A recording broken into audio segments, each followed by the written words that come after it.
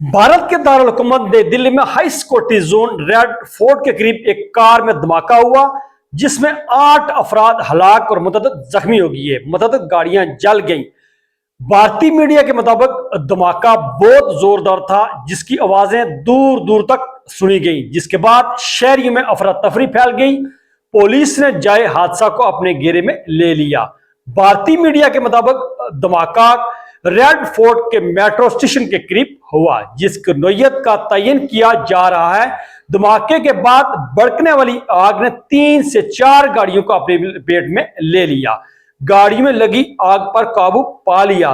इतलात के मुताबिक धमाके में 8 अफराद हलाक होने और मुतअद्दिद जख्मी होने की इतलात हैं। कई जख्मी की हालत तशवीशनाक होने के सबब हलाकतों में इजाफे का खदशा है। धमाके के बाद नई दिल्ली में सिक्योरिटी को हाई अलर्ट कर दिया गया। बम डिस्पोजल टीम जाए हादसा पहुंच गई और शवाहिद जमा किए गए। मजीद खबरों से आगाह रहने के लिए ज़ाविया को सब्सक्राइब करें। आपको ताज़ा से ताज़ा खबरें मिलती रहेंगी। खुदा हाफिज।